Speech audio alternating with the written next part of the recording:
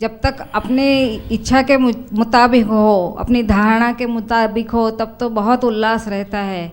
लेकिन गुरु का काम तो शिष्य को ऊपर ही ऊपर ले जाना, उसकी प्रगति कराना है। तो उसकी धारणा के विरुद्ध जब हो जाता है और गुरु का अंतराशय उसके समझ में नहीं आता है, तब ये अहंकार है वो बहुत टेढ़ा हो जाता है। तो इस अवसर दूसरा प्रश्न यही आता है कि सद्गुरु और शिष्य के बीच में अंतर लाने वाला कौन है, कौन सी चीज़ से अंतर आता है। तो यही अहंकार और बुद्धि, दो चीज़ साथ में ही रहती है। अहंकार रहा तो बुद्धि रहती है, और बुद्धि रहा तो अहंकार भी रहता है। तो यही चीज़ अंतर लाती है क्या। बुद्धि हमेशा संसारानुगामी होती है, संसार का ही बताती है।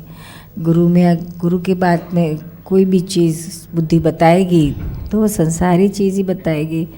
ऐसा क्यों किया, वैसा क्यों किया ने, ऐसा करने का कहा मुझे, वैसा थोड़ी हो सकता है। तो कहते हैं उनसे होता है क्या नहीं होता है कौन जाने, मुझे करने को कहते, ऐसा सब सोचती है, दिखाती है, वह बुद्धि है। और उल्टा दिखाती है वह विपरीत बुद्धि है। और विपरीत बुद्धि हमेशा हमें ऊपर ले जाने के बदले खड्डे में गिराती है।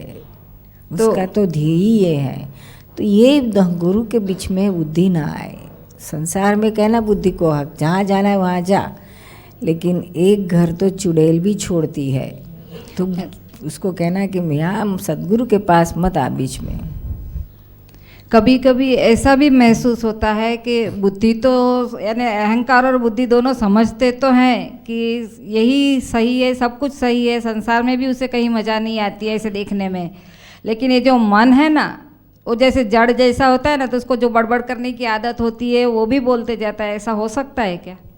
हो सकता है, लेकिन बुद्धि अगर उसमें सही ना करे तो कुछ नहीं हो, उसका नहीं चलता। फिर भी संघर्ष तो करना पड़ता है ना, जितनी गांठ मोटी होगी उसको फेस करना पड़ता है, देखना पड़ता है।